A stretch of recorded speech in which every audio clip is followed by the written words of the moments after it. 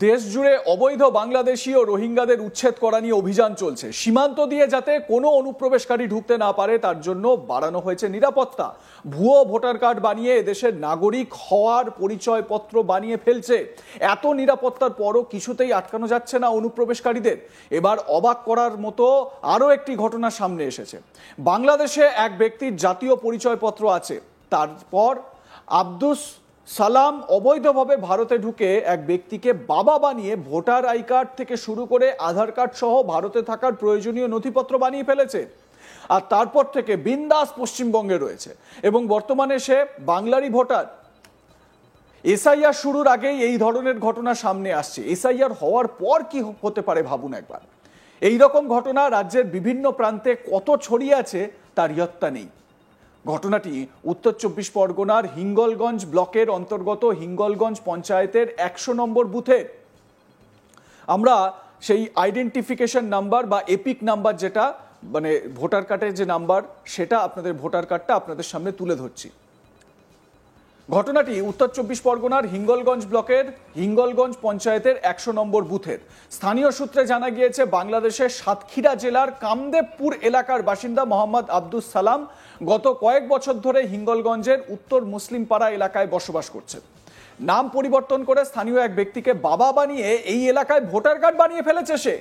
Voter তালিকার পাশাপাশি সে বানিয়ে নিয়েছে আধার কার্ড সহ প্রয়োজনীয় নথিপত্র। বাংলাদেশের জাতীয় পরিচয়পত্রে নাম আব্দুস সালাম, বাবার নাম লুৎফর রহমান সর্দার।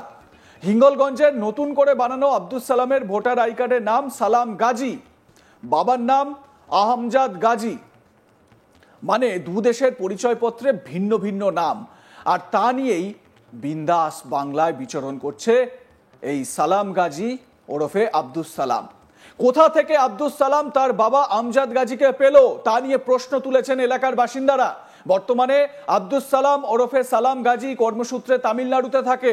স্থানীয় বিজেপি কর্মীদের দাবি এই এলাকায় প্রায় এই রকম ৩০ থেকে ৩৫ জন বাংলাদেশি ঢুকে পড়েছে। আব্দুল লতিফ গাজী উপপ্রধান কি বলছেন এ বিষয় শুনুন।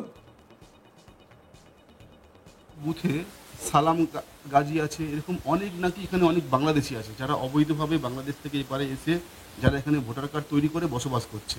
এরকম নাকি ৩০ থেকে ৩৫ জন আছে আমরা এই বুথে। আপনি কি বলবেন? না, আমার ওরকম জানা নেই যে ৩০-৩৫ জন আছে। হয়তো ধানের ভিতরে চিটে দুটো একটা থাকতেও পারে। সালাম গাজীর কথা বলছেন, আমি যেটুকু জানি ও প্রায় ৩০ বছরের উপরে এখানে এসছে।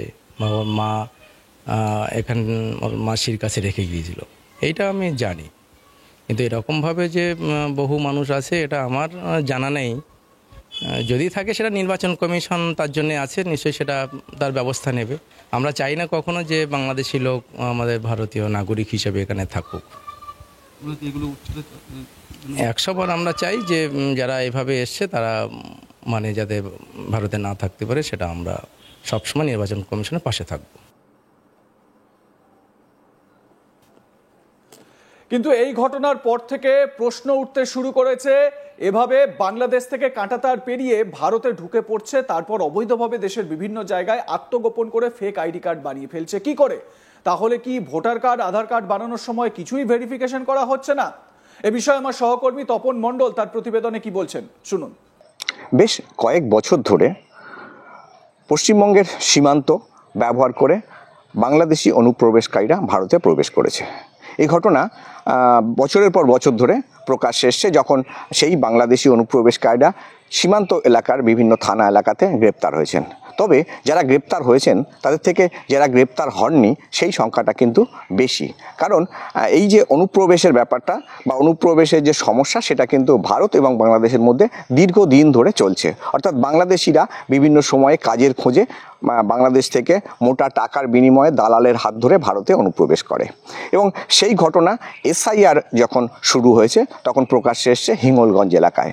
আব্দুস সালাম বলে বাংলাদেশের একজন সাতক্ষীরার বাসিন্দা, তিনি অবৈধভাবে অনুপ্রবেশ করেন এবং হিঙ্গলগঞ্জ এলাকায় আসেন। সেখানে আমজাদ আলী বলে এক ব্যক্তি তাকে বাবা বানান এবং যেটা অনুমান করা হয় বা যেটা সূত্র মারফত আমরা জানতে পারছি যে মোটা টাকার বিনিময়ে এই বাংলাদেশিরা অবৈধভাবে অনুপ্রবেশ করার পর তারা স্থানীয় যে পঞ্চায়েত এলাকা আছে বা স্থানীয় যে পৌর এলাকা আছে সেই পৌর এলাকার যারা প্রশাসনিক পদে আছেন তাদের সাহায্য নিয়ে তারা এই ভোটার কার্ড, আধার কার্ড বা তাদের যে ব্যাংকিংয়ের প্রয়োজনীয় নথিপত্র সেগুলো তারা তৈরি করে এবং ভারতের জনমানুষে তারা মিশে যায়। এই ঘটনা কিন্তু দীর্ঘদিন ধরে ভারতের পাশাপাশি পশ্চিমবঙ্গের যে সীমান্ত সেই সীমান্ত এলাকাগুলোতে হয়ে আসছে এবং তেমনই একটি ঘটনা প্রকাশ্যে এসছে হিঙ্গলগঞ্জের 100 নম্বর বুথে, যেখানে আব্দুস সালাম বলে এক ব্যক্তি, তার বাবা নাম লুৎফর, অর্থাৎ তিনি সাতক্ষীরার বাসিন্দা, বাংলাদেশের সাতক্ষীরা জেলার বাসিন্দা।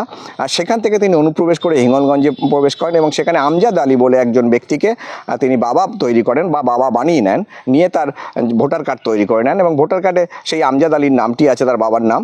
যদিও এই আমজাদ আলী কোন ব্যক্তি বা কে সে বিষয়ে এখনও কিছু জানা যায়নি। তবে এই যে আব্দুস সালাম, তিনি নামটাও এখানে চেঞ্জ করেছেন, সালাম গাজী বলে তিনি এখানে পরিচয় দিয়েছেন, অর্থাৎ আমজাদ আলী গাজীর পরিচয় তিনি ব্যবহার করেছেন, করে অনুপ্রবেশ করার পর তার আধার কার্ড, ভোটার আই কার্ড এবং অন্যান্য নথিপত্র বানিয়ে নিয়েছেন। এখন তিনি তামিলনাড়ুতে কর্মরত আছেন। শুধু যে এই আব্দুস সালাম গাজী তা কিন্তু নয়, এরকম বছরের পর বছর ধরে লক্ষ লক্ষ মানুষ বাংলাদেশ থেকে ভারতে অনুপ্রবেশ করেছেন এবং তারা প্রত্যেকেই এই অবৈধভাবে এই সীমান্ত এলাকা, অর্থাৎ পশ্চিমবঙ্গের যে সীমান্ত এলাকাগুলো আছে সেই সীমান্ত এলাকার প্রশাসনিক কর্তা ব্যক্তিদের হাত ধরে তারা বানিয়ে ফেলেছেন আধার কার্ড, ভোটার আই কার্ড সহ বিভিন্ন নথিপত্র। এবং এসআইআর যখন সামনে এসে তখন তারা রীতিমতো ভীত সন্ত্রস্ত এবং তারা যখন এই এসআইআর সামনে এসে তখন প্রকাশ্যে আসছে যে 2002 সালের যে ভিত্তি বছর ধরা হয়েছে সেই 2002 সালের ভোটার লিস্টে যাদের নাম নেই তাদেরকে দেখা যায়, তাদের যে পরিচয় তখন যারা খোঁজ করছে বিএলওরা তখন তারা দেখতে পাচ্ছে যে বিভিন্নভাবে যে ব্যক্তির তার কোনো সন্তান নেই সেই ব্যক্তির নামে হয়তো বাবার নাম হয়ে গেল, কিংবা তার কোনো ব্যক্তির দুটি সন্তান আছে সেখানে অপর একজন সন্তানের নাম চলে এসছে যিনি আদতে বাংলাদেশি এবং তিনি বাংলাদেশ থেকে এসে এই দেশে অবৈধভাবে বসবাস করছেন এবং ভারতের জনমানুষে মিশে গিয়ে বিভিন্ন রকমভাবে কাজ করছেন। তবে এটা যেমন একদিকে ঠিক, তেমনি বিভিন্ন সময়ে আমরা দেখেছি যে এই সীমান্ত এলাকা ব্যবহার করে জঙ্গিরা ভারতে প্রবেশ করেছে। যেমন 2006 সালে সোহেল জুবের, যারা পাকিস্তানি কট্টর উগ্রপন্থী ছিলেন, তারা কিন্তু এই হিঙ্গলগঞ্জের সাহেবখালী বলে একটি জায়গা আছে সেখান থেকে তারা অনুপ্রবেশ করেছিলেন এবং পরবর্তীকালে তারা ভারতে ঢোকার চেষ্টা করেছিলেন, কিন্তু স্থানীয় বাসিন্দাদের সন্দেহ হওয়ায় বিএসএফের হাতে তাদেরকে ধরিয়ে দেওয়া হয়েছিল। শুধু সোহেল জুবের নয়, আফগানিস্তানের যে কান্দাহার বিমানের যে ছিনতাইয়ের ঘটনা, সেই ছিনতাইয়ের ঘটনায় কিন্তু বিলাল বলে এক ব্যক্তিকে বসিরহাট থানা গ্রেপ্তার করেছিল, যেখানে এই যারা জঙ্গি তাদেরকে এই বিলাল কিন্তু এই বসিরহাটের শাকচুরো সীমান্ত দিয়ে পার করে দিয়েছিল বলে আমরা জানতে পারি। এরকম অনেক ঘটনা কিন্তু বিভিন্ন সময়ে আমরা এই সীমান্তে বসবাস করার সূত্রে কিন্তু জানতে পেরেছি। এবং এই যে সীমান্ত এলাকা ব্যবহার করে অনুপ্রবেশকারীরা ভারতে ঢুকে ভারতের জনমানুষে মিশে যাচ্ছে এবং বিভিন্ন সময়ে তারা যে ভোটার আই কার্ড তৈরি করছে, এই যে ভোটার আই কার্ড বা এই যে ভোট ব্যাংক, সেটি কিন্তু প্রধানত শাসক দলের ভোট ব্যাংকে যায় বলে অনুমান যে অন্যান্য বিরোধী রাজনৈতিক দলগুলির। এবং এই শাসক দলের ভোট ব্যাংক বাড়ার কারণেই কিন্তু সীমান্ত এলাকা বা যে পশ্চিমবঙ্গের বিভিন্ন জায়গায় কিন্তু শাসক দল জিতছে বলে এমনও দাবি তোলেন বিজেপির বা বিরোধী দলের নেতাকর্মীরা।